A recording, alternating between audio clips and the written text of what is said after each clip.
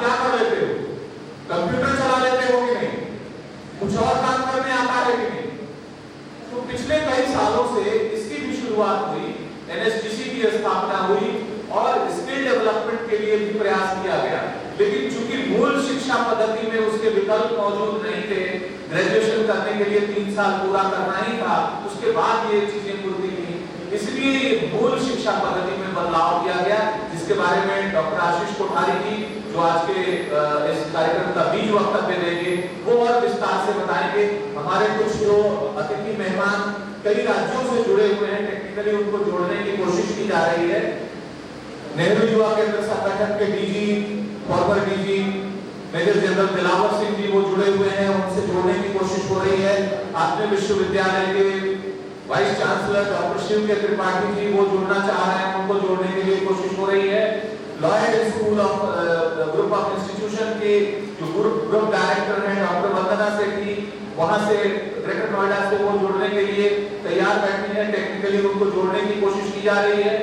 RBI के former governor Raghuram Rajan ji के special secretary रह चुके डॉक्टर अनन्य दास भुवनेश्वर से जुड़ना चाहते हैं, उनको जोड़ने के लिए हम कोशिश कर रहे हैं ताकि इन सब लोगों के साथ वो कुछ अपने अनुभव शेयर करें। Mata Sundari college for women की प्रिंसिपल डॉक्टर हरप्रीत कौर हैं, वो वहां से जुड़ने को तैयार है। उसी तरह डॉक्टर सुदीप्तो बैनर्जी बैंगलोर से जुड़ने को तैयार हैं, जो आजकल स्टूडेंट और कॉर्पोरेट्स को जोड़ने की कोशिश में लगी है कि डायरेक्ट उनके बीच इंटरेक्शन कराया जाए कि उनको किस तरह के टैलेंट की जरूरत है, और वो उनको ट्रेनिंग भी देना चाहते हैं, उनके साथ इंटर्नशिप भी कराना चाहते हैं। तो ऐसे लोग जुड़े हुए हैं और जिनको हम जोड़ के इस कार्यक्रम में जो हमारे मौजूद छात्र छात्राएं हैं उनको लाभान्वित करना चाहते हैं। आपके भी मन में जो सवाल है वो आगे चल के आप पूछ सकते हैं। इन्हीं शब्दों के साथ मैं अपनी वाणी को विराम देता हूं और मैं आग्रह करता हूं कि आगे का कार्यक्रम श्री गुंजन जी संचालित करें। धन्यवाद।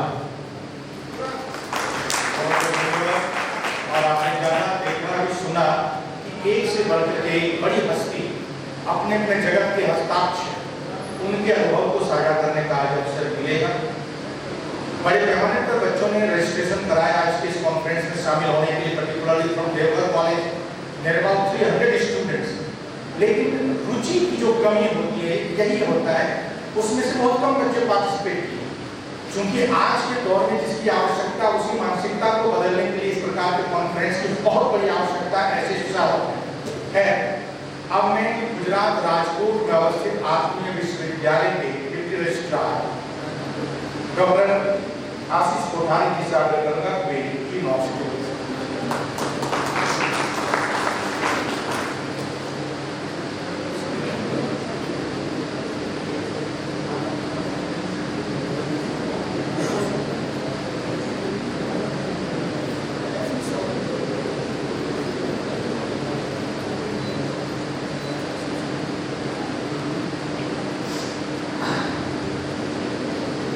Good morning all of you. यहाँ के संस्थापक जानी, dignitaries on the dais, the dignitaries of the dais, teachers, principals of various institutions of here and nearby Devghar, principal of this institution, teachers of this institution, students, parents and other dear people. मैं doctor Ashish Kothari RP university से आप सबका ये educational employment conference है उसमें स्वागत करता हूँ।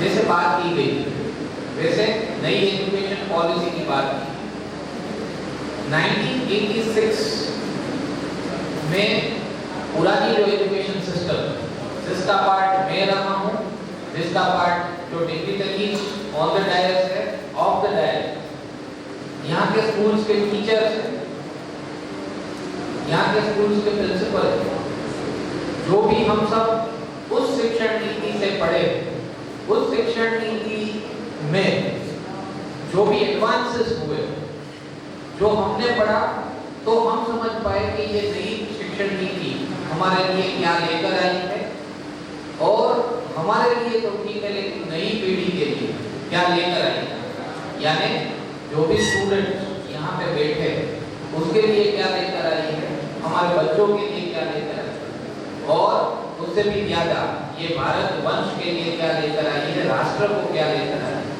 उसकी थोड़ी सी जानकारी मैं यहाँ से आप सबको देना चाहता हूँ।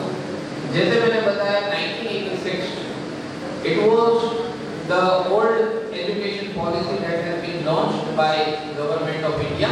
This is the third one. Actually first one जो पहली शिक्षण नीति थी वो 1948 में 48-49 में जब हमारा देश भारत देश आजाद हुआ तब लॉन्च की गई। उसके बाद 1986 में दूसरी शिक्षण नीति लॉन्च की गई। ये दोनों शिक्षण नीति में बेसिकली क्या था, बेसिकली ये था कि हम पढ़े, स्टूडेंट्स पढ़े, उससे भी ज्यादा ये था कि टीचर्स लोग पढ़ाए, टीचर्स लोग पढ़ाए और टीचर्स लोग जो चाहते थे वैसा स्टूडेंट्स बने, जैसा पेरेंट्स चाहते थे वैसा स्टूडेंट्स बने, जैसा टीचर्स चाहते थे वैसा स्टूडेंट बने। और हम अभी आज भी देख रहे हैं कि जैसे मैंने 10th पास किया, इनमें से 10th के स्टूडेंट कोई है 10th स्टैंडर्ड में स्टडी कर रहे हैं और आई थिंक यहाँ पे भी बोर्ड एग्जाम 10th का ही रहता हो, तो 10th में जो बच्चे हैं वो 12th में जो बच्चे हैं 10+2 वाले जो भी बच्चे हैं जो अपनी फाइनल एग्जामिनेशन या तो देकर आएंगे या फिर देंगे board examination, tension for board examination का रहता है कि हमें कितने परसेंटेज आएंगे, हमें कितने परसेंटेज आएंगे तो हम ये करेंगे, यानी ऐसा सोच, ऐसी सोच अभी तक नहीं, अभी तक ऐसी सोच थी मम्मी पापा अपने दूसरे जो सगे संबंधी है वो डिसाइड करते थे कि भाई ये बच्चा ये करेगा तो अच्छा होगा, ये करेगा तो अच्छा होगा, उसके लिए बच्चे को अब तक किसी ने नहीं पूछा कि आप क्या करना चाहते थे, यानी चॉइस बेस्ड जो भी स्टडीज थी वो नहीं हुई अभी तक, और अभी तक चॉइस हुई लेकिन किसकी हुई, पेरेंट्स की हुई, पीयर्स की हुई और मेरे फ्रेंड्स, यानी मेरे फ्रेंड्स ने जिसमें एडमिशन लिया उसमें ही मैं एडमिशन लूंगा, चाहे मेरी रुचि हो या ना हो, मेरी चॉइस हो या ना हो, मेरी टैलेंट हो या ना हो। तो इतनी सारी बातों की चिंता करे बिना अब तक की जो शिक्षण नीति है, जो नेशनल एजुकेशन पॉलिसी अब तक की थी जो, उसमें ये सब कहा गया। तो बेसिकली हम बात करें तो टीचर सेंट्रिक एजुकेशन सिस्टम अब तक रही, पेरेंट्स सेंट्रिक एजुकेशन सिस्टम यहाँ पे रही। यहाँ पे जो इवैल्यूएशन होता था वो टीचर्स का होता था, यानी मैंने मेरे बच्चों को कितना पढ़ाया, मेरे बच्चों ने कितना पढ़ा, कितना लिखा, और वो मापदंड कहाँ से निकले, उन्होंने पेपर में कितना लिखा, उनके मार्क्स कितने आए। लेकिन किसी ने भी ये चिंता नहीं की कि उसको, यानी उन्होंने लिख दिया, आपने काफी सारी ऐसी विटनेसेस भी की होगी जो मंच पर विराजित जो भी महानुभाव, मंच के सामने जो भी महानुभाव जो अपने अपने क्षेत्र में काफी निष्णात, उन सब ने, हम सब ने ऐसा देखा होगा कि काफी बार कोई सब्जेक्ट में 100 आउट ऑफ 100 लेने वाला बच्चा वो सब्जेक्ट को अच्छी तरीके से इम्प्लीमेंट, यानी व्यवहारिक रूप से, प्रोफेशनल रूप से इम्प्लीमेंट करने में काफी सारी बार वो मार्क खा जाता है, वो कर नहीं पाता। तो नई जो एजुकेशन पॉलिसी है जो 34 इयर्स के बाद, यानी 1986 से अभी हम कंसीडर करें तो 34 इयर्स के बाद 2020 में, जैसे ओंकारेश्वर सर ने बताया, हमारे आदरणीय प्रधानमंत्री जी श्री नरेंद्र मोदी जी ने काफी सारी हर्डल्स को पीछे छोड़ते हुए, काफी सारी पॉलिटिकल हर्डल्स को भी पीछे छोड़ते हुए अपना बच्चा, यानी भारत का जो बच्चा है वो आगे बढ़ पाए, वो आगे बढ़ने से भारत का जो यूथ है वो भी आगे बढ़ पाए, और उसके आगे बढ़ते ही सेल्फ का डेवलपमेंट हो, यानी बच्चे का खुद का तो डेवलपमेंट हो ही हो, सेल्फ का डेवलपमेंट हो, सेल्फ डेवलपमेंट होते होते वो बच्चा परिवार का भी डेवलपमेंट करे, परिवार को डेवलप करते करते अपने समाज अपनी सोसाइटी जो आजू बाजू में जहाँ पे भी वो रहता है उसका डेवलपमेंट करे और अल्टीमेटली भारत देश का डेवलपमेंट करे और भारत देश का नाम पूरी दुनिया में रोशन करे। ये एक सोच के साथ, ये कड़ी सोच के साथ ये शिक्षण नीति ईयर 2020 में लॉन्च की गई। तो उसके काफी सारे पहलू है, उसमें से कोई पहलू जो हमारे लिए इम्पोर्टेंट है, हम सब के लिए एज ए टीचर इम्पोर्टेंट है, एज ए ब्यूरोक्रेट इम्पोर्टेंट है, एज एन एडमिनिस्ट्रेटर इम्पोर्टेंट है, उसकी बात मैं यहाँ पे आपको संक्षिप्त में करूँगा। बाकी तो हमारे पास प्रेजेंटेशन के माध्यम से भी वो सब है। तो नई शिक्षण नीति काफी सारी चीजों पे जोर दे रही है। उसमें से एक बात जो धारा 3 जी ने की यहाँ पे कि जो अभी आप देख रहे हैं, तो अभी के शिक्षण नीति में अभी जो शिक्षण किया जाता है उसमें बोझ कंधों पे रहता है। नई शिक्षण नीति में बोझ दिमाग पे देने की बात है कि अपने दिमाग पे जोर लगाए, बच्चा टैलेंटेड, बच्चा स्किलफुल, वो सब पे बात की। यानी हम जो अभी एग्जाम के टेंशन में है, आप यानी अनफॉर्चुनेट चीजें काफी सारे बन रही है। जो 10th बोर्ड का बच्चा है, यानी करीबन 15-16 साल का बच्चा, उसको काफी सारी टेंशन, यानी एग्जाम की टेंशन, पीयर प्रेशर, अपने पेरेंट्स के बात से टेंशन दिए जाने के कारण वो बच्चा या तो फेल होता है, अपनी पढ़ाई में कंसंट्रेट नहीं कर पाता है। अनफॉर्चुनेटली काफी सारे बच्चों हम देख ही रहे हैं जो नहीं होना चाहिए, सुसाइड भी बच्चों ने की। इतनी मानसिकता भी ऐसी शिक्षण नीति में है जहाँ पे प्रेशर पे काम हो रहा है। तो प्रेशर की बजाय यहाँ पे चॉइस पे काम हो, बच्चा अपनी चॉइस से पढ़े, बच्चा एम्प्लॉयबल बने। जैसे अभी कॉन्फ्रेंस की थीम है एम्प्लॉयबल बने। जैसे गुंजन जी ने भी बताया कि 100 बच्चे अगर पास हो रहे हैं तो जो दौड़ है अभी सरकारी नौकरी पाने की जो दौड़ है, वो दौड़ में तो 10-12 बच्चे रहेंगे, लेकिन हमें बात करनी है वो 90% बच्चे की जो पास हो रहा है और उनको सरकारी नौकरी नहीं मिल रही, लेकिन उनके पास स्किल होने के कारण, उसके पास अगर स्किल है तो वो सरकारी नौकरी से भी ज्यादा, अगर हम वेतन की बात करें तो वो वेतन भी ले पाएंगे। मैं कुछ एग्जांपल यहाँ पे एक दो एग्जांपल स्पॉट करके आपको बताना चाहूँगा कि बेसिकली अगर स्किल है तो आप सबने सुना होगा कि एप्पल जो कंपनी के संस्थापक है वो काफी सारे नहीं पढ़े हुए। अगर हम स्टीव जॉब्स की बात करें, यहाँ पे जितने भी लोग बैठे हैं या फिर ऑनलाइन जुड़े हुए या फिर मंचस्थ विराजमान, एप्पल जो स्टीव जॉब्स ने शुरू की, उन्होंने इतना पढ़ा नहीं, उनकी पढ़ाई कोई पीएचडी की पढ़ाई नहीं, उनकी पढ़ाई कोई इतने ग्रेजुएशन की पढ़ाई नहीं थी, पोस्ट ग्रेजुएशन की पढ़ाई नहीं थी, और उनका रैंक हमेशा फर्स्ट नहीं आता।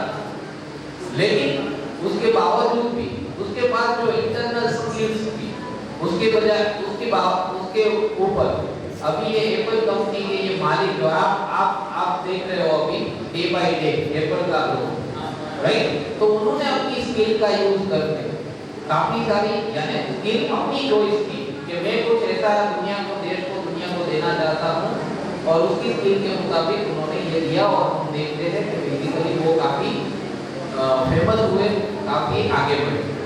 दूसरे हमारे सबके, यानी एक चीज हुई अपनी टेक्निकल स्किल्स की और उसके वजह से टेक्निकल पार्ट में आगे बढ़े। दूसरे आप सबने पढ़ा होगा और मुझे ये कोई भी संदेह नहीं है कि ये आदमी को मैं या आप या कोई भी छोटे से छोटा बच्चा भी नहीं जानता हो, सचिन तेंदुलकर जी जो क्रिकेट में गोल्ड कहलाते हैं, उनकी शिक्षा क्या है। और काफी सारे लोग जो अभी क्रिकेट या फिर कोई ऐसी प्लस माइनस जो भी गेम्स है उसमें आगे बढ़ रहे, सचिन तेंदुलकर से लेकर कोई भी, धोनी भी है, तो वो कितना पढ़े थे, वो कितना आगे थे। यानी मैं ये नहीं बता रहा कि बेसिकली जिसकी चॉइस है वो चॉइस के साथ आगे बढ़ेंगे, जिसकी हॉबी है वो हॉबी के लेकर आगे बढ़ेंगे, तो बाकी सभी चीजें उनके साथ साथ जुड़ती जाएंगी। तो नई शिक्षण नीति, न्यू एजुकेशन पॉलिसी जो लाई गई है वो इस चीज पे फोकस कर रही है कि जो मैं पढ़ना चाहता हूँ वही मैं पढ़ूं, चॉइस बेस्ड मेरी पढ़ाई हो। तो चॉइस बेस्ड मेरी पढ़ाई किस तरीके से हो? मेरी चॉइस किस इंस्टीट्यूशंस में मैं पूरा कर पाऊँ। तो शिक्षण नीति में प्राइमरी लेवल से लेकर पीएचडी लेवल तक के काफी सारे चेंजेस करे गए। उसमें अभी जो चीजें हैं प्राइमरी यानी 7th तक, उसमें बाद सेकेंडरी 8, 9, 10, उसके बाद हायर सेकेंडरी 11, 12, उसके बाद हम हायर एजुकेशन इंस्टीट्यूशन में जाते हैं और बीच में 10th के बाद डिप्लोमा का भी ऑप्शन रहता है। ये अभी की पॉलिसी, लेकिन नई पॉलिसी में मोदी जी और कस्तूरी रंजन जी ने क्या पुटअप किया? उन्होंने पुटअप किया 5+3+3+4, यानी जैसे ओमकारेश्वर सर बता रहे थे वैसे पहला जो एजुकेशन का पड़ाव है वो 5 साल का, दूसरा जो एजुकेशन का पड़ाव है वो 3 साल का, उसके बाद का भी 3 साल का, और लास्ट में 4 इयर्स ग्रेजुएशन जो मिनिमम रिक्वायरमेंट है और मिनिमम हम चाहते हैं वो ग्रेजुएशन करना। तो 5+3+3+4 और वो थी, और उसमें मोदी जी ने खास या कस्तूरी रंजन जी ने खास वोकेशनल एजुकेशन, स्किल एजुकेशन की बात की। और वोकेशन माने ऐसा वोकेशन जो स्किलफुल हो। यानी आप देखिए कि काफी सारी जगह पे हम कनाडा, न्यूजीलैंड, ऑस्ट्रेलिया ऐसी सारी कंट्री में जाने के लिए हम भाग रहे हैं, लेकिन एक अनफॉर्चुनेट चीज ये भी जानने को मिली कि वहाँ पे हमारे बच्चे यहाँ पे जाके वहाँ पे कोई वीजा आउटलेट है उसमें सर्विस भी कर रहे हैं। तो यहाँ पे ऐसा बताया गया है ये शिक्षण नीति में कि जैसे हम होलिस्टिक डेवलपमेंट बोलते हैं वो होलिस्टिक डेवलपमेंट कर पाएंगे। तो ये भी एक बात कही गई। एक बात जो बहुत महत्वपूर्ण बात है वो ये भी कही है, और हम यहाँ से मैं तो उसको सपोर्ट करता हूँ कि स्किल के साथ साथ वैल्यूज भी दी जाए बच्चों। ये अब तक की कोई भी शिक्षण नीति में ये बताया नहीं गया, जिसको हम संस्कार बोलते हैं। जो संस्कार भी दिए जाए, वैल्यूज भी दी जाए, ताकि एक इंजीनियर, बहुत अच्छा इंजीनियर बॉम्ब ना बनाए, बहुत अच्छा इंजीनियर अपने समाज, राष्ट्र और सोसाइटी के लिए इतनी चीजें बनाए, अपने एनवायरनमेंट का ध्यान रखें। एनवायरनमेंट का ध्यान रखते रखते ऐसी यानी अपनी एजुकेशन को साथ लेकर एनवायरनमेंट को भी ध्यान रखें। जैसे ग्लोबल वार्मिंग की बात है, कल ही मैंने बताया कि ग्लोबल वार्मिंग हमने ही जनरेट की है, और ग्लोबल वार्मिंग हमको ही रिमूव करनी पड़ेगी, तभी हम इस अर्थ को, हम इस धरती को रहने लायक बना पाएंगे। ये मेरी पूरी सोच। और इसके लिए जो नई शिक्षण नीति में बताया गया है, जो वैल्यू एजुकेशन भी देना है, तो वो वैल्यू एजुकेशन भी यहाँ पे देने की बात की है, और वो मैं काफी समझ गया। सो नई एजुकेशन पॉलिसी में इसके साथ साथ जो पुराने संस्कार, एक बात बहुत बढ़िया है कि जो गुरुकुल परंपरा थी हमारी, वही गुरुकुल परंपरा वापस आए। जो 64 वोकेशनल क्लास जो हमारे एंशिएंट गुरुजी सन पढ़ाते थे, वही वापस आए, और उसका भी कंक्लूजन हो, वो बात नई शिक्षण नीति में बताई गई।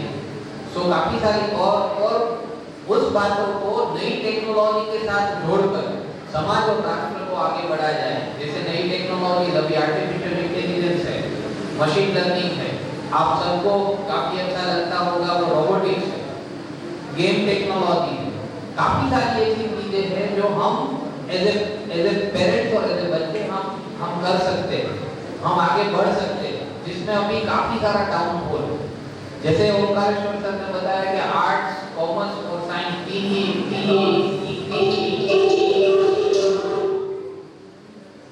स्ट्रीम्स थी, तो उससे आगे बढ़ के काफी सारी स्ट्रीम्स अभी खुली हुई है, काफी सारे स्किल डेवलपमेंट अभी खुले हुए हैं। तो वो सबके साथ आप बढ़े, ऐसी शुभेच्छा के साथ मैं अभी अपनी वाणी को विराम दूंगा। Thank you very much.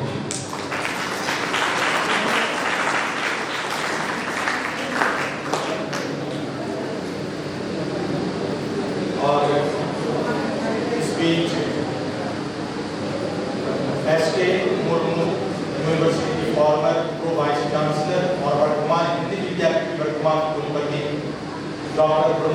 माता मंच पर आ गई हैं, उनका हार्दिक स्वागत करते हैं।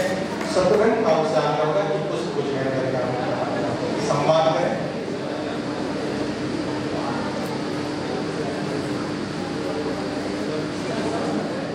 एमए किया, नौकरी की और मर गए। सिर्फ इस सोच के तहत कि समाज में जब आप आए हैं, दुनिया में जब आप आए हैं तो कुछ नया करना चाहिए, तो हम भी वैसे ही ना बने कि किसी तरह से पढ़ाई की, नौकरी की और मर गए। आज जो लोग मंच पर विराजमान हैं उन्होंने इससे ज्यादा किया है। यहाँ जो मौजूद हैं, ऑडियंस में भी जो मौजूद हैं तमाम लोग, उन लोगों ने उससे कुछ ज्यादा किया, समाज को वापस दिया। लेकिन सबसे पहले आज जरूरी है कि हम अपने आप को अपने पांव पर खड़ा करें। रोजगार परक, रोजगार मूलक जो हमारी शिक्षा हो, जो नई शिक्षा नीति के तहत आई है, और उसी के बारे में विस्तार से जानकारी देने के लिए मैंने राजकोट के सौराष्ट्र रीजन के सबसे जो प्रमुख विश्वविद्यालय है, आत्मीय विश्वविद्यालय, जो वहाँ के स्वामीनारायण टेम्पल के जो व्यवस्थापक, जो प्रबंधन समिति है वो चलाती है, एक बहुत बड़ा विश्वविद्यालय है, उसके deputy registrar doctor Ashish Kothari जी को हमने विशेष रूप से आमंत्रित किया है। प्रोफेसर हिरेन कवतिया जी भी आए हैं, कल से लेकर आज तक लगातार वो हम लोगों के साथ मौजूद हैं यहाँ, और बड़ी मुश्किलों में चल के आए हैं। यहाँ तक कोई आना नहीं चाहता क्योंकि ना तो फ्लाइट की डायरेक्ट सेवा है और भी बहुत सारी मुश्किलें हैं। तो मैं बिना वक्त गंवाए उनसे निवेदन करता हूँ कि वो जो उनके मन में है, और आपके विश्वविद्यालय क्या कर रहा है, किस तरह की चीजें आज के युवाओं को, क्योंकि आपको आगे बढ़ना है, आगे पढ़ना है, क्या पढ़ें, किस तरह का पढ़ें, कैसी जगहों पे जाना चाहिए ताकि जल्दी रोजगार मिले, उसके बारे में मैं निवेदन करता हूँ डॉक्टर आशीष कोठारी जी से कि वो अपनी बातें विस्तार से रखें।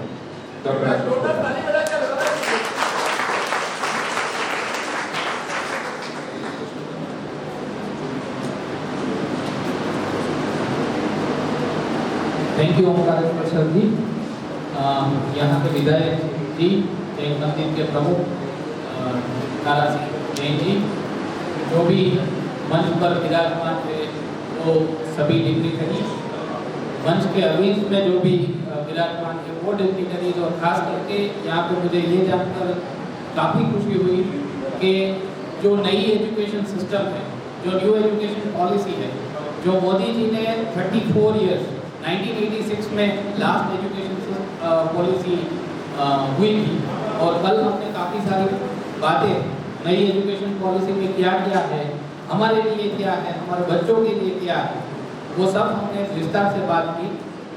और आज भी थोड़ी बात अपनी बात रखते रखते मैं बताऊंगा, लेकिन इस बार मैं काफ़ी सारा अभी खुशी महसूस इसलिए कर रहा हूँ। I am delighted to see that these many people are present। उनमें से एक या दो लोग ऐसे भी हैं जो ये नई शिक्षा नीति के समिति में है, वो कमेटी में है, और उन्होंने सिलेबस भी बनाया। तो इतने से छोटे देवघर में भी ऐसी प्रमुख व्यक्तियां हैं, तो उनके लिए तालियां तो हमारी तरफ से बननी चाहिए। सिलेबस बनाया है, सिलेबस बनाया है, ये जान के काफ़ी सारी खुशी हुई। कल जैसे सभी ने बात की, जैन जी ने बात की, ओमकारेश्वर सर ने बात की, नई एजुकेशन पॉलिसी हमारे लिए है, हमारे बच्चों के लिए, और उस एजुकेशन पॉलिसी में क्या क्या है वो कल बताया। एक बार शॉर्ट में बता देता हूँ जो नए लोग हैं उनके लिए। बेसिकली अगर स्कूल एजुकेशन को देखा जाए तो हमारी जो अभी की सिस्टम है, जो 10th बोर्ड है, 12th बोर्ड है, राइट, पहले किंडरगार्टन एजुकेशन, बाद में प्राइमरी एजुकेशन, बाद में secondary education, senior secondary education and then graduation, ये सब सिस्टम है। अभी वो सिस्टम निकाल के 5+3+3+4 ऐसे सिस्टम लेकर आए हैं हमारी नई एजुकेशन पॉलिसी में। 5 means up to second standard, kindergarten से लेकर second standard, +3 means up to 5th standard, जहाँ पे यानी अप टू सेकेंड स्टैंडर्ड कोई एग्जामिनेशन नहीं होगी, बच्चा सिर्फ सीखेगा, और एक्टिविटीज करेगा। 3rd, 4th और 5th स्टैंडर्ड में एक्टिविटीज के साथ साथ कुछ इवैल्यूएशन का कंपोनेंट भी ऐड होगा, लेकिन वो इवैल्यूएशन काफ़ी सारा डिफिकल्ट नहीं होगा, एक्टिविटी बेस्ड होगा। Then up to from 6th, 7th and 8th standard, this is the most important part that new education policy is incorporating।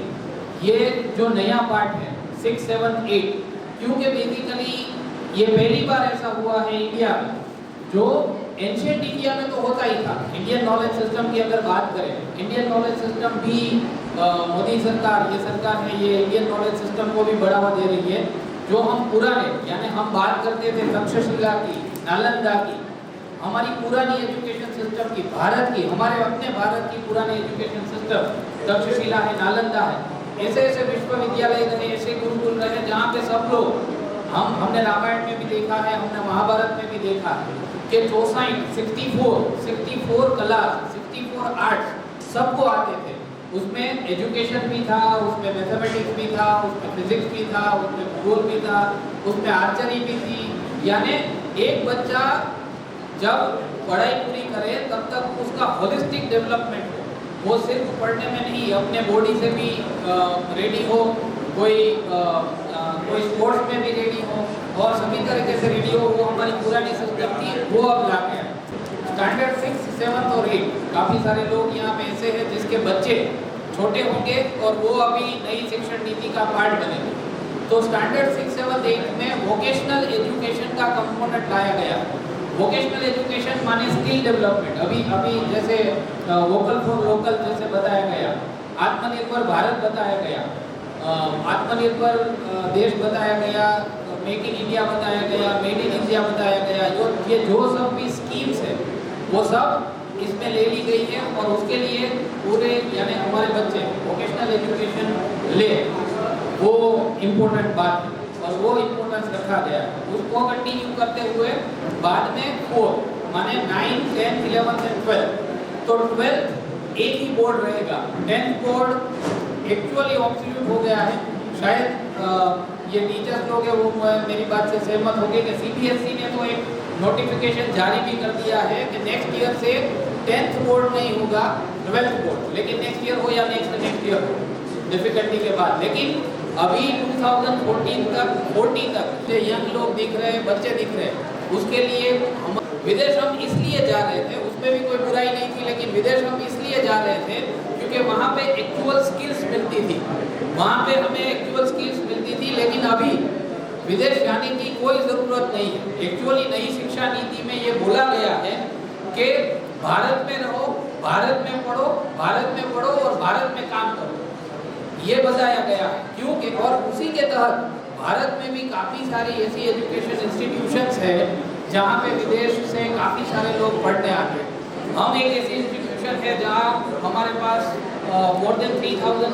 तो बेसिकली अभी जो नई शिक्षण नीति है वो इस पे फोकस दे रही है कि बाहर के लोग यहाँ पे पढ़े, ऐसी क्वालिटी ऑफ एजुकेशन दे, ऐसी क्वालिटी दे, ऐसे स्किल्स दे, और स्किल के साथ साथ जैसे हमारी कॉन्फ्रेंस का थीम है एम्प्लॉयबिलिटी दे। नई शिक्षण नीति में 2 बातें कही गई। एक बात ये है कि हम पढ़कर एम्प्लॉयबल होने के लिए अभी आप देखिए तो एक बात सभी जगह पे काफी सारी बातें चल रही है कि एक बच्चे ने ग्रेजुएशन कर लिया है लेकिन कंपनी उसको लेने के लिए तैयार नहीं, इंडस्ट्री उसको लेने के लिए तैयार नहीं। क्यों नहीं है? क्योंकि बेसिकली जो बेसिक स्किल है, जो प्रोफेशनल स्किल है, जो प्रैक्टिकल स्किल है, जो एक्सपेरिमेंटल स्किल है, वो बच्चे के पास एक या दूसरी तरीके से नहीं है। तो उसी के लिए 2 चीजें हैं।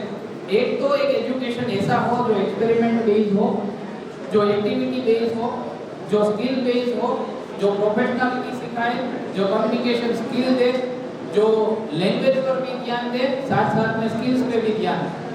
तो उसके लिए अगर स्किल्स होगी हमारे पास तो हमको एम्प्लॉयबिलिटी मिलेगी ही। क्योंकि अभी दो बातें चल रही है। एक बात ये चल रही है कि पढ़ के भी हमें नौकरी नहीं मिल रही, ये बात चल रही है। लेकिन नौकरी इसलिए नहीं मिल रही है क्योंकि हम सारे लोग, जैसे मैं हूँ, जैसे टीचर्स लोग हैं, जैसे आप लोग हैं, जैसे पेरेंट्स यहाँ पे, हम सब लोगों ने एक बात ठानी हुई है कि हमारा बेटा या मेरी बेटी नौकरी करेगी तो सिर्फ सरकारी नौकरी करेगी। लेकिन सरकारी नौकरी से भी ज़्यादा प्राइवेट नौकरियाँ वो भी काफ़ी अच्छी और काफ़ी बढ़िया होती है, हो सकती है। ये इसका बेस्ट एग्जाम्पल, काफ़ी सारे बेस्ट एग्जाम्पल्स है, वो भी आप देख सकते हैं। उसकी भी एक एडवांटेज प्राइवेट जॉब में, राइट। सरकारी जॉब हम इसलिए करते हैं क्योंकि पेंशन मिले। लेकिन आप सबको पता होगा कि सरकार ने भी अब पेंशन वाला कंपोनेंट भी निकाला। तो सरकार भी अभी आप देखिए तो उस स्किल पे काम कर रही है। तो एम्प्लॉयबल हो तो स्किल हो तो नौकरी मिलेगी। लेकिन उससे भी अच्छी बात ये कर रहे हैं मोदी जी और नई शिक्षण नीति के आपके पास स्किल है, 100 बच्चे हैं, यहाँ पे 100 बच्चे हैं, उन्होंने पढ़ लिया, उन्होंने स्किल भी ले ली। सरकारी नौकरियां कितनी है तो कि 100 में से 10 है, 12, 15 है पोस्ट। तो बाकी के 85% बच्चे क्या करें? बाकी के 85% बच्चे बेरोजगार रहे, वो भी नहीं चाहिए। हमारी सिस्टम को ये नहीं चाहिए, हम सबको ये नहीं चाहिए। तो मोदी जी ने एक बात, यानी मोदी जी भी नई शिक्षण नीति में एक बहुत बढ़िया कंसेप्ट है कि आप जॉब सीकर ना बनो, आप जॉब गिवर बनो, यानी आप एंटरप्रेन्योर बनो। आप देखिए स्टीव जॉब्स, आप सबने पता होगा, आप सबको पता होगा, स्टीव ने पोस्ट डॉक्टरेट फेलोशिप कुछ नहीं किया, लेकिन आप देखिए उसका एम्प्लॉयमेंट रेट कितना है। एप्पल जो कंपनी है उसके मालिक है, संस्थापक, तो उन्होंने काफी सारी जॉब दी। गूगल के जो संस्थापक है, आप देखिए तो इतनी सारी सॉफ्टवेयर एप्स बन रही है। वो ऐप बनाया है जिन्होंने, उन्होंने कहाँ पे पीएचडी की। तो नई शिक्षण नीति में दो चीजें, एक एम्प्लॉयबिलिटी और एंटरप्रेन्योरशिप, ये दो चीजों पे फोकस करें। खास करके मेरी विनती है, यहाँ पे जो बच्चे बैठे हैं, यहाँ पे जो बच्चे सुन रहे हैं, जो बच्चे पढ़ रहे हैं, अभी भी पढ़ रहे हैं, वो दो चीजों पे फोकस करें। हम जब पढ़ रहे थे, माननीय जो भी मंचस्थ और मंच के सामने विराजमान जो भी प्रतिष्ठित व्यक्ति है, वो जब पढ़ रहे तब हमको ये बोलते हैं कि नौकरी करनी है, अच्छी नौकरी करनी है, इसके लिए बाहर पढ़ना है, वो सब ठीक है। ये एक ध्येय लेकर चले। दूसरा ध्येय लेकर ये चले कि एंटरप्रेन्योर बनना, हमारा खुद का एक बिजनेस चालू करना है और हमको नौकरी देनी है। एक नौकरी करनी है, वो यही तो है। दूसरा नौकरी देनी, तो नौकरी देने के लिए क्या होगा, तो हमारा बिजनेस होगा। तो उसके लिए नई शिक्षण नीति में क्या है, तो अभी आपने काफी सारी बार या फिर अपने आजू बाजू में 2-3 नाम सुने होंगे, जैसे स्टार्टअप, इनोवेशन, रिसर्च। तो हम लोग जो खास करके इस छोटे सेंटर में है, देवघर जैसे छोटे सेंटर है, हमारा जो सेंटर है वो थोड़ा बड़ा है, लेकिन जितने भी छोटे सेंटर है, हमारा इंडिया एग्रीकल्चरल इंडिया रहा, खेती प्रधान देश रहा। तो खेती में नई नई टेक्नोलॉजी का इनोवेशन करके, कुछ रिसर्च करके आप अपना बिजनेस चालू करो और बिजनेस को थोड़ी ही देर में काफी ऊपर ले जाओ, ताकि आप काफी सारा कमा पाओ। आप सबको पता है बायजूस करके ऐप है, आप शिक्षण से जुड़े हुए हो इसलिए मैं ये एग्जांपल दे रहा हूँ। बायजूस करके ऐप है, वो कितने साल पहले लॉन्च हुई होगी, आप में से कोई बता पाएगा? आप में से कोई बता पाएगा? खास करके बच्चे, कितने साल हो गए? 5 साल हो गए, आप गिन लीजिए 6 साल हो गए। लेकिन हमको पता है बायजूस 4 या 5 साल पुरानी कंपनी है। आप देखिए पूरे इंडिया में विदाउट एनी सेंटर, अभी सेंटर कुछ बड़ी यानी बड़े सेंटर में चालू हुए हैं, फिजिकल सेंटर, लेकिन विदाउट एनी फिजिकल सेंटर, थोड़े ही इन्वेस्टमेंट में, टेक्नोलॉजिकल इन्वेस्टमेंट में बायजूस अभी नंबर 1 कंपनी है 5 ही साल में। और उसके एम्प्लॉयर जो उन्होंने एम्प्लॉय किया, उन्होंने नौकरियां दी, वो नौकरियां गूगल के बराबर है। जितने गूगल अभी जॉब दे रही है, एप्पल अभी जॉब दे रही है, उतनी ही जॉब बायजूस ने दी। तो ये क्या था, एक छोटे से दिमाग की एक बात थी कि अगर कोविड में, और ये कोविड में काफी चला, बायजूस ड्यूरिंग कोविड काफी चला, और अब तो कंटिन्यूअस चल रहा है, क्योंकि एक ही क्लास टेक्नोलॉजी से लेनी है, बच्चे के दिमाग में पूरा चला जाए। एक बच्चा जो देवघर में पढ़ रहा है, वो अपने मोबाइल के मोबाइल को यूज करके आईआईटी बॉम्बे के प्रोफेसर जो पढ़ा रहे हैं, राजस्थान के कोटा में जो पढ़ा रहे हैं, वो अपने घर पे बैठ के पढ़े। ये छोटी सी रिसर्च, ये छोटी सी इनोवेशन, ये छोटी सी सोच 5 साल में उनको कहां से कहां ले गई। तो ये भी यहाँ पे जो बच्चे बैठे हैं, उनको खास निवेदन है कि 2 चीजों पे ध्यान दें। एक, नौकरी करती है वो ठीक है, लेकिन दूसरा उससे भी बड़ा ये है कि हम एम्प्लॉयबिलिटी क्रिएट करें, कुछ इनोवेशन करें, कुछ रिसर्च करें। राइट। और रिसर्च के लिए आपके पास काफ़ी सारी चीज़ें खुली हुई हैं।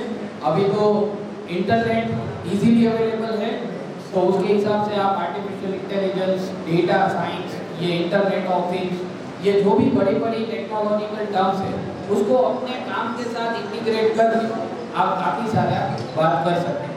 तो ये बात हुई एंटरप्रेन्योरशिप। उससे भी बड़ी बात जो नई एजुकेशन पॉलिसी में कही गई, वो अभी कोई 3 साल का प्रोग्राम, यानी आफ्टर 12th बोर्ड तक की बात ठीक है, अभी कोई 3 साल का प्रोग्राम नहीं रहेगा, 4 साल का प्रोग्राम रहेगा। और उसमें भी मल्टीपल एंट्री और मल्टीपल एग्जिट की बात की हुई। जैसे हमारी बच्चियाँ जो आप देखिए, माने बीइंग ए मेल, अभी मैं ये बोल सकता हूँ कि हमारा भारत पुरुष प्रधान देश रहा, लेकिन अभी एजुकेशन में मैंने जहाँ देखा है, देवघर में भी शायद यही होगा, मुझे पता नहीं है, लेकिन बोर्ड फर्स्ट हमेशा लड़कियाँ आती है। लड़कियों ने काफ़ी सारी उड़ान भरी है। और परसों का ही एग्जाम्पल है, हम फ्लाइट में राजकोट से दिल्ली से रांची आ रहे थे, तो दिल्ली से रांची की फ्लाइट आप देखिए कोई भी क्रू मेंबर जेंट्स नहीं था। दोनों पायलट अनुष्का शर्मा और अनुष्का मिश्रा और दूसरी ऐश्वर्या कोई था, तो वो दोनों पायलट भी लेडीज थी। तो बेसिकली गर्ल्स के लिए भी काफ़ी सारी प्रोबेबिलिटी है नई एजुकेशन पॉलिसी में। तो ये बात कर रहा था कि 12 के बाद तो गर्ल्स के लिए प्रॉब्लम रहता है कि कोई घर परिवार है, पढ़ना चाहती है लेकिन मैरिज की वजह से 1 साल छोड़ना पड़ता है, तो उसके लिए भी सिस्टम है कि आप 1 साल पढ़ के छोड़ सकते हो, तो भी आपको सर्टिफिकेट तो मिलेगा ही। यानी आपको 1 साल पढ़ के छोड़ेंगे तो सर्टिफिकेट मिलेगा, 2 साल पढ़ के छोड़ेंगे तो डिप्लोमा मिलेगा, 3 साल पढ़ के छोड़ेंगे तो डिग्री मिलेगी, और 4 साल के बाद आपको ऑनर्स की डिग्री मिलेगी, जो पूरे विश्व में सभी जगह पे अलाउ है। अभी ये पुरानी एजुकेशन सिस्टम में प्रॉब्लम है कि 3 साल का एजुकेशन विदेश में नहीं चलता। अगर 3 साल का हम ग्रेजुएशन करके जाएंगे तो वहाँ पे 1 साल एक्स्ट्रा करना पड़ेगा, तो वो 1 ईयर हम यही करें, इसीलिए ये 4 ईयर वाली ग्रेजुएशन की सिस्टम भी आएगी। ग्रेजुएशन के साथ साथ स्टार्टअप, एंटरप्रेन्योरशिप, रिसर्च, इस पे काफ़ी सारा बढ़ावा दिया जा रहा है। और आप सभी लोग फोकस करके जितने भी बच्चे हैं फोकस करके ऐसा प्रोग्राम सिलेक्ट करें जिसमें आपकी चॉइस हो। न्यू एजुकेशन पॉलिसी में ये भी बताया गया कि चॉइस बेस्ड क्रेडिट सिस्टम ही होगी, अपने चॉइस के हिसाब से बच्चा पढ़ेगा। तो ये सिस्टम भी इंक्लूड हुई है और मोस्ट इम्पोर्टेंट पार्ट है, यानी काफ़ी सारे पार्ट हैं, लेकिन ये मोटे ये सब पार्ट है जो हम बच्चे लोग, हम टीचर्स लोग जो इम्प्लीमेंट करने वाले हैं, वो सब जो विधायक जी जैसे ब्यूरोक्रेट्स है उसके लिए ये मोटे पॉइंट है। और एक जो मोस्ट इम्पोर्टेंट पॉइंट है जो भारत में बहुत जरूरी है अब, वो है इनकलकेशन ऑफ वैल्यू एजुकेशन, यानी मूल्य शिक्षा। न्यू एजुकेशन पॉलिसी में काफ़ी जोर दिया गया कि एक बच्चा अगर पढ़ता है, इंजीनियर भी बनता है, तो एक इंजीनियर बच्चा संस्कार के साथ इंजीनियरिंग नहीं पढ़ेगा तो वो बॉम्ब ही बनाएगा, वो विध्वंस ही करेगा। तो एक बच्चा संस्कार के साथ इंजीनियरिंग करे, एक बच्चा संस्कार के साथ लॉ करे, एक बच्चा संस्कार के साथ इकोनॉमिक्स करे, एक बच्चा संस्कार के साथ डॉक्टर बने। क्योंकि अगर डॉक्टर बन के किडनी ही निकाल कर बेचनी है तो वो हमारी एजुकेशन सिस्टम नहीं। सो मोस्ट इम्पोर्टेंट पार्ट पूरी ये जो नई एजुकेशन पॉलिसी है, मेरे हिसाब से मोस्ट इम्पोर्टेंट पार्ट ये है कि implementation of value education in entire education system. क्योंकि अभी आप सोशल मीडिया में देखिए, आप सभी लोगों के पास मोबाइल होंगे, मुझे ऐसा लगता है, जितने भी बच्चे हैं उनके पास मोबाइल होंगे, जितने भी बड़े लोग यहाँ पे बैठे हैं उन सब से पूछिए उनके हाथ में मोबाइल किस एज में आया और आपके पास मोबाइल किस एज में आया। मोबाइल में काफी सारी एप्लीकेशंस ऐसी हैं जो आपकी एज को आइडेंटिफाई करती है और आपकी एज के हिसाब से आपको कंटेंट देती है। मेरी एज कितनी है उसके हिसाब से मुझे कंटेंट देगी, तारा सिंह जैन जी की एज कितनी है उसके हिसाब से उसको कंटेंट देगी। तो हमको वो कंटेंट से बचने के लिए वैल्यू एजुकेशन जरूरी है।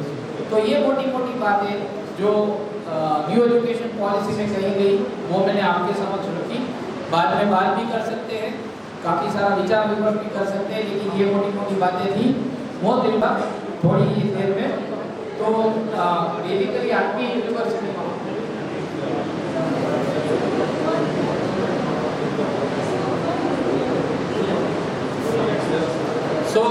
बेसिकली आठवीं यूनिवर्सिटी जो हमारी है वो गुजरात के एक सिटी में अपने 15 साल मुख्यमंत्री के तौर पे जहाँ पे बिताए और जिन्होंने एक सूत्र किया सबका साथ सबका विकास, वो वहीं से शुरू हुआ, गुजरात से शुरू हुआ और गुजरात से शुरू होकर अभी देश में चल रहा है। वही मेरा गुजरात है, वही हमारा गुजरात। जिसकी आप बात करें तो यानी गुजरात में आप बात करें तो गुजरात का जीडीपी है वो इंडिया के जीडीपी के 10.2% है। जितना भी ग्रोथ रेट है वो इंडिया के जीडीपी से 10.2% है। पर कैपिटा इनकम 4.435 है। लिटरेसी रेट आप इंडिया में देखें तो 74% लिटरेसी रेट है, यानी हर 100 बच्चों में से 76 बच्चे पढ़ रहे हैं इंडिया में, उसके सामने गुजरात में 80 यानी 80 बच्चे पढ़ रहे हैं।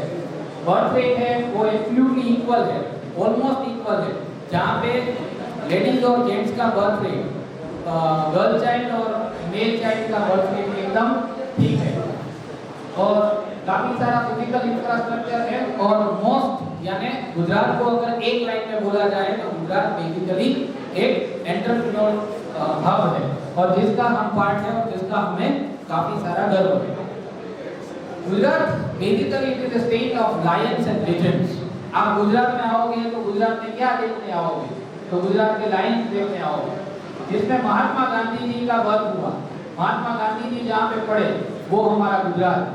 द स्टेट ऑफ एक्सीलेंस हम जिसको बोल सकते हैं वो हमारा स्टेट गुजरात, जहाँ पे विश्व की सबसे बड़ी प्रतिमा है सरदार पटेल का स्टेचू, सबसे बड़ी सबसे ऊंची प्रतिमा है वो केवड़िया कॉलोनी बड़ौदा के बाजू में, वो हमारा गुजरात है। 12 ज्योतिर्लिंग में एक ज्योतिर्लिंग हमारे गुजरात में, श्री कृष्ण जी का धाम, श्री कृष्ण जी की कर्मभूमि द्वारिका, वो गुजरात में।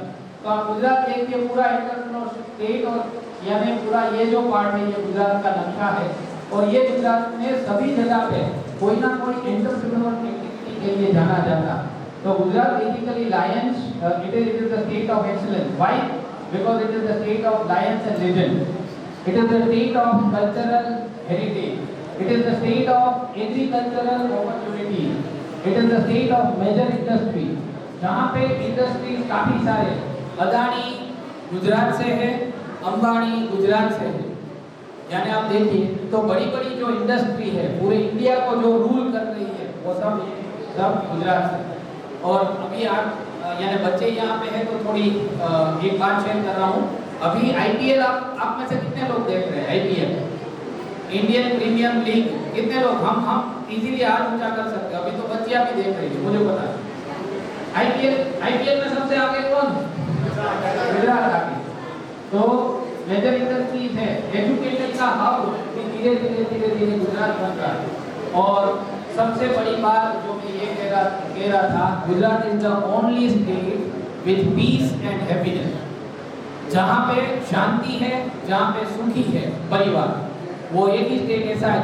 क्यों? क्योंकि जैसे ताराचंद जी जैन जी ने बोला कि अभी तक का जो बड़ा प्रॉब्लम है वो डिसेंट्रलाइजेशन का है, डाइवर्सिटी का है, परिवार टूटने का है।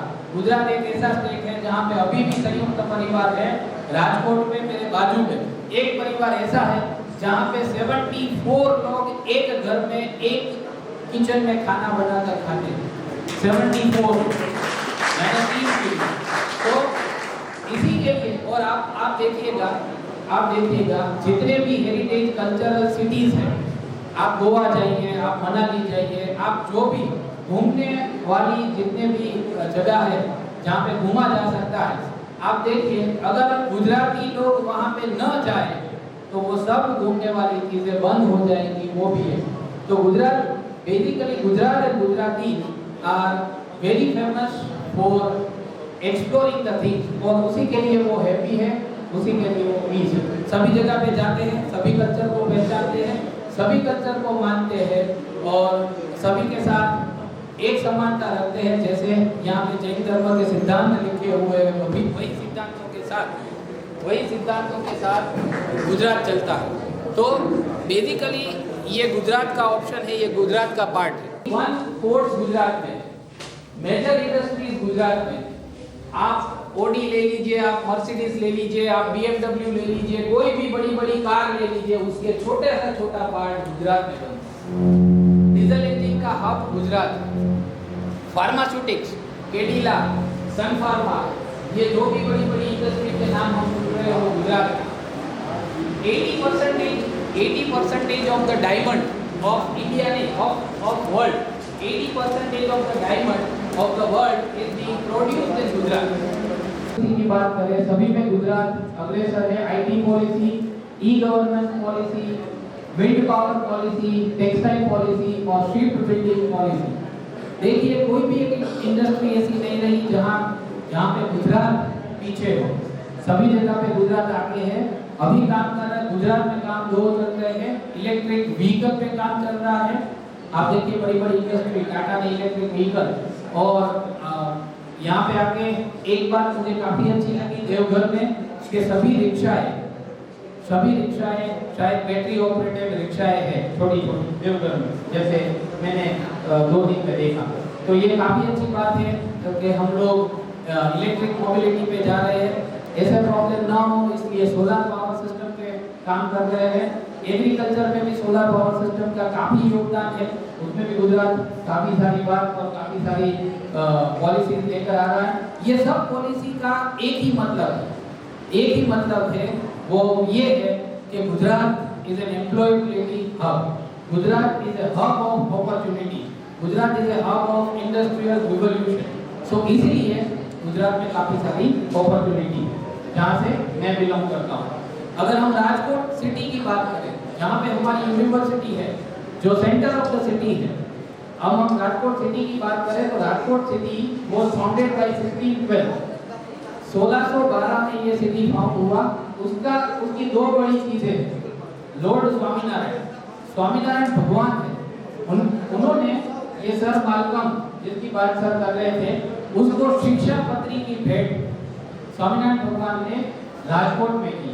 और बहुत बड़ी बात यह है, राजकोट सिटी की अगर बड़ी बात करूं तो महात्मा गांधी जी, हमारे देश के राष्ट्रपिता महात्मा गांधी जी, उनका एजुकेशन राजकोट में हुआ था। उसका नाम अल्फ्रेड हाई स्कूल है, और अभी वो अल्फ्रेड हाई स्कूल को गांधी म्यूजियम बनाया गया है, जो वर्ल्ड का बेस्ट गांधी म्यूजियम है।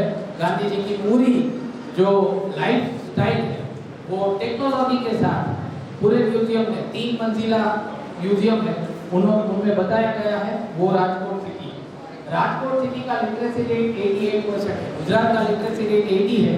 Rajkot city is an educational hub. तो राजकोट सिटी में जो औद्योगिक रिवॉल्यूशनरी सिटी भी है, उसमें 88% लिटरेसी रेट है। It is known for SME industry, small and medium enterprise के लिए खूब प्रख्यात है राजकोट, और उसमें सभी तरीके की चीजें बनती है। जैसे मैंने आगे भी बताया कि बड़ी से बड़ी गाड़ी का छोटे से छोटा पार्ट वो राजकोट में बनता है।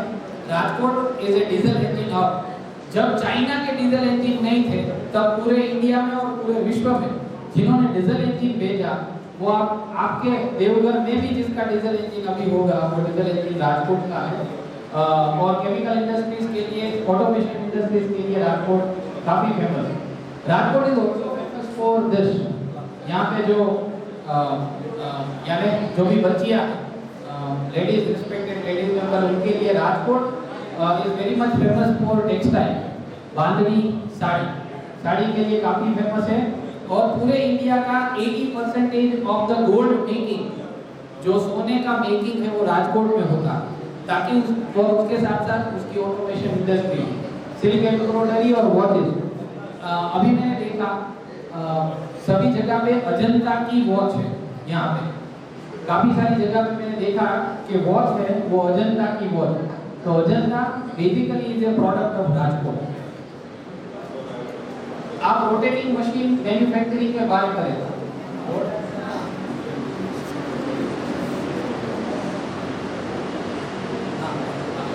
तो रोटेटिंग मशीन मैन्युफैक्चरिंग में पूरे वर्ल्ड का नंबर 1 इज राजकोट।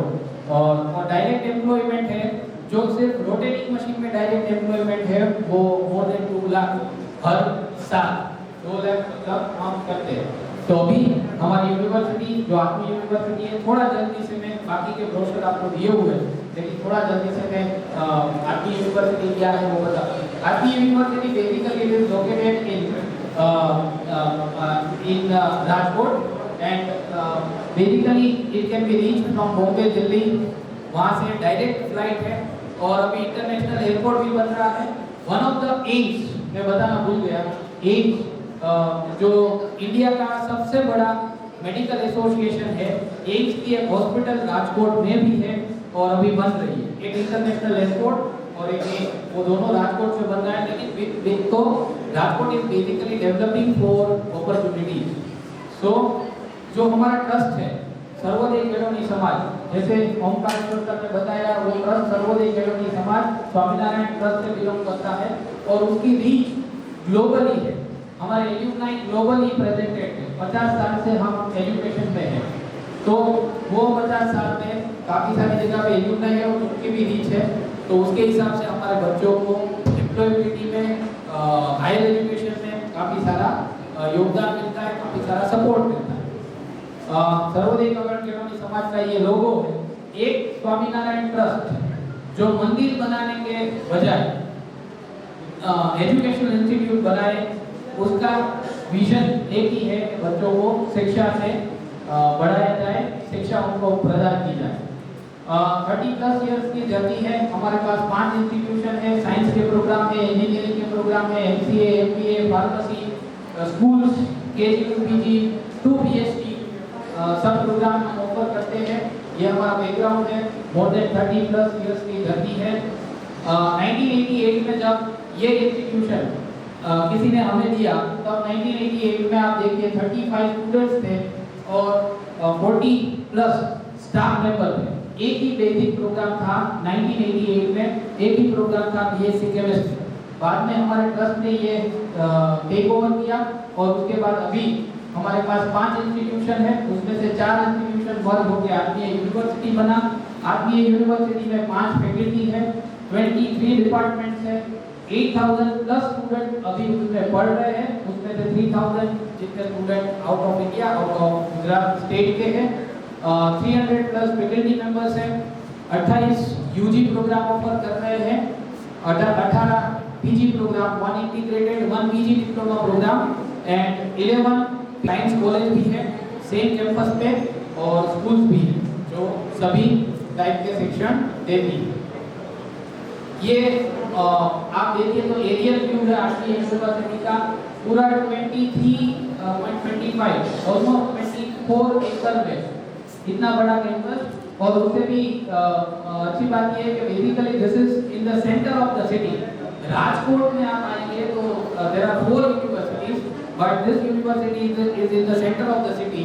आप डिस्टेंस कंफर्टेबल कनेक्टिविटी देखिए तो एयरपोर्ट से हमारी यूनिवर्सिटी से 2 किलोमीटर है, रेलवे स्टेशन से 3 किलोमीटर और बस स्टैंड से भी 3 kilometre, right. Well planned and well organised infrastructure. और ये पूरा कैंपस व्यू है, गूगल व्यू है जो आप देख पाएंगे। आप गूगल पे भी आपकी यूनिवर्सिटी लिखेंगे तो आपको मिल ही जाएंगे, फोटोग्राफ का भी मिलेंगे। हम बात करें तो वर्ल्ड क्लास लर्निंग एनवायरनमेंट, आप लेबोरेटरी की बात करें, आप लाइब्रेरी की बात करें, आप ऑडिटोरियम की बात करें, आप सर्वर रूम की बात करें, आप कंप्यूटर लैब की बात करें, आप साइंस लैब की बात, सभी में the highest infrastructure, the foremost infrastructure is with us and you can see the infrastructural availability of Atmiya University. So world class learning environment, 3D printers से लेकर सुपर कंप्यूटर से लेकर जो भी बड़े बड़े नाम हैं वो सबके साथ करके सोलर पैनल का इंस्टॉलेशन भी है। सो बेसिकली इंफ्रास्ट्रक्चर में हमने 150 प्लस करोड़ का इन्वेस्टमेंट बच्चों के लिए दिया है, जो बच्चे आगे जाके रिसर्च और इनोवेशन में काम कर सके। हमारा कोलैबोरेशन यानी इतनी सारी चीजें हम क्यों कर पाते हैं because of our collaborative partner university of Miyazaki Japan, एक graduate institution USA, Lincoln university Malaysia, Kathmandu university Nepal और साउथ कोरिया की क्योंगडेल यूनिवर्सिटी, ये 5 इंटरनेशनल यूनिवर्सिटी के साथ हमारे टाई-अप है, जिससे उनके बच्चे हमारे टीचर्स का लाभ ले सकते हैं, हमारे बच्चे वहाँ की एक्सपर्टाइज का लाभ ले सकते हैं, ऑनलाइन भी ले सकते हैं और वहाँ पे भी जाके भी ले सकते हैं। और अभी थोड़े दिन पहले ही हमको यूनाइटेड नेशंस एकेडमिक इम्पैक्ट, जो काफ़ी रेयर है किसी को मिलना, वो एकेडमिक इम्पैक्ट के का भी मेंबरशिप हमको मिल गया। बेसिकली आपकी यूनिवर्सिटी बिलीव इन सस्टेनेबिलिटी की बात करूँ, एनवायरनमेंट के कंट्रीब्यूशन पे बात करूँ, तो उसी के लिए एक जैसे ओमकारेश्वर सर इस मोमेंट के साक्षी रहे हैं कि हमने गवर्नमेंट ऑफ गुजरात के साथ सस्टेनेबल डेवलपमेंट गोल के तहत एक एसडीजी चौपाल के साथ जो दिल्ली में है, उनके साथ एक एमओयू करके सस्टेनेबल डेवलपमेंट गोल में पूरे विश्व में एक पहला अभियान शुरू किया है, that is Rajkot SDG aware city. तो दुनिया का पहला एक ऐसा सिटी राजकोट जो पूरा एसडीजी से अवेयर होगा, यानी सस्टेनेबल डेवलपमेंट गोल जो 17 गोल्स है यूएन ने अभी दिए हुए हैं, यूनाइटेड नेशंस ने दिए हुए हैं, उसकी अवेयरनेस आपको पता ही होगा कि Rajkot is one of the city under smart city, जो 100 सिटीज है पूरे इंडिया में, उसमें से एक सिटी राजकोट भी है और राजकोट का रैंक उसमें 9th है। सो एसडीजी अवेयर सिटी और उसके साथ कोलैबोरेशन भी किया और ये कैंपेन लॉन्च किया। अभी कैंपेन काफ़ी अच्छा चल रहा है। इसके साथ साथ कुछ नेशनल कोलैबोरेशन भी हमारे साथ हैं, जैसे कौशल्य स्कूल की यूनिवर्सिटी गुजरात से लेकर दीनदयाल पोर्ट अथॉरिटी कंडला, गुजरात का सबसे बड़ा पोर्ट कंडला, और कंडला में हमारे पास हमने एमओयू किया है जहाँ पे हमारे बच्चे पोर्ट की ट्रेनिंग देने जाते हैं। बाकी sector skill council, logistic sector skill council के साथ उन सब के साथ कोलैबोरेशन है। और आपको ये बताऊं कि हमारे बीकॉम लॉजिस्टिक्स जहाँ पे 2020 में ये शिक्षण नीति आई, लेकिन 2018 में हमने ये प्रोग्राम शुरू किया कि बच्चा पहला सेमेस्टर पढ़े, दूसरा सेमेस्टर पूरा इंडस्ट्री में जाए, इंडस्ट्री में लॉजिस्ट जो फर्स्ट सेमेस्टर में पढ़ा है उसकी इंडस्ट्री ट्रेनिंग है, उसको स्टाइपेंड मस्ट बिल्ड कैरेक्टर, जो मैंने अभी बात की, must build character enable learners to be ethical. जो बच्चे हैं वो एथिकल होने चाहिए, रैशनल होने चाहिए, कंपैशनेट होने चाहिए और केयरिंग होने चाहिए। यानी नई एजुकेशन पॉलिसी ये 4 चीजों पे खूब ध्यान देना चाहती थी, वो उनका आइडिया था। कस्तूरी रंगन जी का आइडिया था, भारतीय शिक्षण मंडल का आइडिया था, जो 2012 से इस पे काम कर रहे थे और 2019 में उन्होंने सब इंडिया में अभी आगे जा और while at the same time prepare them for gainful fulfillment employment। तो एम्प्लॉयमेंट के लिए उनको तैयार करें। ये आइडिया के साथ ये प्रोसेस की गई, ये पूरी प्रोसेस की गई कि recognising, identifying and fostering the unique capability of each student. अभी तक क्या था, टीचर सेंट्रिक माने टीचर जो पढ़ाना चाहता था, टीचर जो बच्चे में देखना चाहता था वो एजुकेशन था। अब नई शिक्षण नीति वो एजुकेशन है जहाँ पे बच्चा अपनी कैपेबिलिटी के साथ आगे बढ़ता है। थारी सर कल तो आप बोल ही चुके हैं, आज भी बोल रहे हैं आप इसको ठीक है। 2 मिनट विधायक जी को बहुत जरूरी काम है। कमीशन से लेकर कस्तूरी रंगन कमीशन तक आप स्लाइड में देख ही सकते हो। और जुलाई में ये हुआ कंसल्टेशन प्रोसेस इस तरीके से हुआ, यानी स्पेशल मीटिंग हुई और पार्लियामेंट की स्टैंडिंग कमेटी वो ये है कि 50% of the growth enrolment ratio बढ़ा जाए, होलिस्टिक एंड मल्टीडिसिप्लिनरी एजुकेशन दिया जाए। ये बात मैंने बैंक ऑफ क्रेडिट वो भी बात की गई। रिसर्च इंटेंसिव यानी रिसर्च और इनोवेशन पे फोकस किया जाए वो भी। बहुत धन्यवाद सर। और चूंकि हमारे विधायक महोदय श्री नारायण दास जी हमारे साथ हैं, उनके पास वक्त की कमी भी है, लेकिन ये इनका बड़प्पन होता है कि जहाँ भी हम इन्हें याद करें निश्चित रूप से पहुँचते हैं। कुछ सम्मान भी हैं जो हमारे विशिष्ट शिक्षकों के लिए हैं, तो मैं चाहूँगा कि विधायक जी के हम वो सम्मान भी इन्हें प्राप्त हो। इससे पूर्व सिर्फ मैं चाहूँगा कि पुष्पगुच्छ से अभिनंदन हो जाए। जब तक वक्तव्य चल रहा था इसी बीच हमारे दो विशिष्ट अतिथियों का आगमन रांची से हुआ है। श्री संजय समर, पूर्व समूह संपादक दैनिक सन्मार्ग रांची झारखंड प्रमुख हैं, गोल्डन सिग्नेचर के। मैं चाहूँगा कि उनका अभिनंदन पुष्पगुच्छ से हो। हमारे मुख्य संयोजक श्री ताराचंद जैन धर्म विकास बोर्ड के अध्यक्ष हैं, उनके हाथों उनका सम्मान हो रहा है, पुष्पगुच्छ से अभिनंदन।